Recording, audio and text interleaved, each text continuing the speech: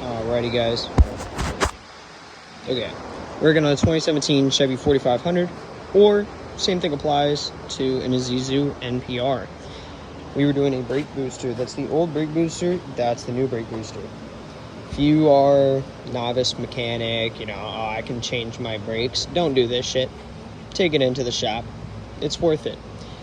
If you're a mechanic, I went on YouTube and I was like, I'm gonna figure out how to do this. There's nothing good. So I'm gonna go over really quick just what I did to get this done. First thing you're going to do, you got these side handles on both. You're gonna remove the screws from these, and you're gonna pull your A-pillars off. Then you got the dash to worry about. First, you have to remove that. There's a little trim piece that goes around it. You take that off. Should just be plastic clips. Then you take that off, 4 bolts, and then it's the dash. There's a bunch of bolts on the bottom here you got to take off, and then there's 4 bolts up here. And as long as you have those A-pillar columns removed, you should be able to kind of, yank this guy out. Those bolts come in right here. They attach this this metal frame right here, and then you should be able to pull this out after disconnecting, your radio. You got to get these out too. You got to pull these. So get those out, disconnect your radio. For the AC, you do have to unbolt it from the dash, but I once unbolted it. I just picked it up and kind of pushed it in a little bit, so I was able to pull the dash over it, because let's be honest, we don't want to take that apart. That looks like a pain in the ass to do.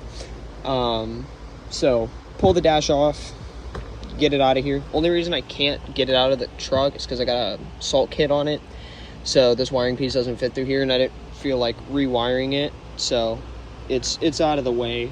But if you also have a salt kit on it, then just move it out of the way. Once you have the dash out, so this is out of the way, and then this bottom piece, I kind of just pulled down this bottom dash piece. Mostly, I'm pretty sure this one's just plastic clips. Might be some bolts. The bolts are shared between here, and then I think there's a couple plastic pieces at the bottom. You should be able to just yank this guy down. You just need to yank this down enough to get the master cylinder out. Once you have all the plastic removed, that's going to be your next step. So you got your reservoir is going to be right here, and then your brake booster is going to be down here.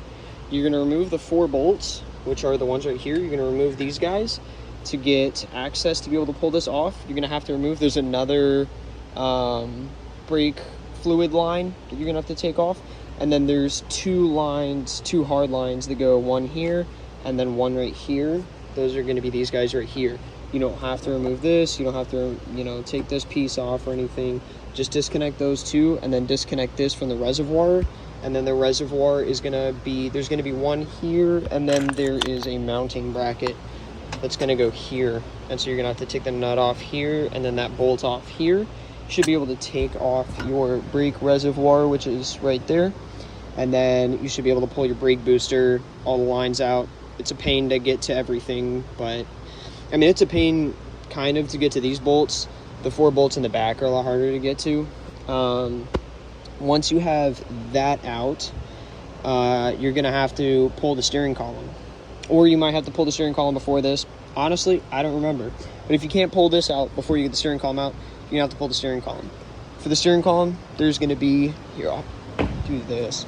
There's gonna be 3 bolts here you have to take off, and then 4 down there. And then there's going to be this piece of shit that, well, as you can tell, it's probably going to be rusted, just because they got a bunch of foam and it just holds moisture. So all those are going to be, I just took a pry bar in, shot it up. Once your thing is fully removed and everything, you should be able to just slide this piece out. Should come loose. Just, make sure that you have everything freed, and it should be able to come out.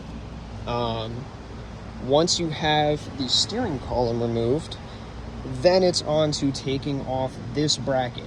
So this bracket goes all the way up, and it mounts up to this upper area here, and then it's also going to mount to the side on this piece. So you're gonna have to loosen this piece up, loosen that top piece up.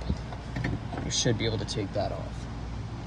And then, so once you're done loosening this, And everything that's on this bracket right here that attaches to the back of the brake booster, you should be able to drop this bracket down like I have it. So instead of being, you know, all the way up here, it should be able to drop down like that.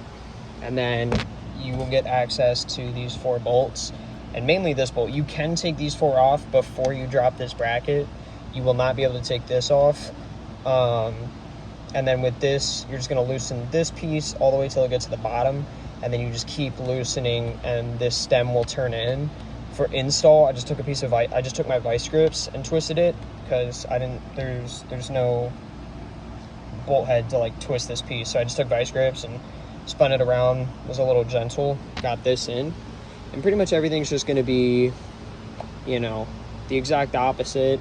Put this back in, steering column back in, brake booster back in. Make sure you know, attach a lot of wires. I would take pictures as I go through, especially if you're, you know, honestly, just good to take pictures of everything you take, or go into your notes app and write down like everything that you do. Obviously, I don't do that because I'm not the smartest guy, but yeah, you should be able to get that off, but it's a pain in the ass to do, so be careful. But yeah, hope this helps. Oh, and something I should have said, for removal, you're gonna need a 12 millimeter socket, 14 millimeter socket. You're gonna need a T25 on like a 1/4 inch drill or something, whatever you want, T25. And then for this one, obviously you're gonna need like plastic clip removers and stuff. You might need I think you need like a Phillips head. And then for the new brake booster I got, these are 13 mils, and this was a 16. This one's gonna be a 17 mil on the original. So if you got the same brake booster as me, this is now a 16, and these are 13s. But yeah, that's like the only nice part about this job, is that you don't need like a ton of different sockets and bits and all this stuff. It's just a 12, 14, a Phillips head screwdriver, and a whatever else I said, Phillips head, and then a T25. You should be able to get most of the stuff out. Obviously you might need I need a 1/4 inch tiny ratchet here. I can use my E-ratchet. I need an impact. There's some 14s down here you can use an impact on. Most of the stuff in the back you're gonna need a ratchet for. But that that should be everything. I might have missed like a couple things, but I'll answer any questions in the comments.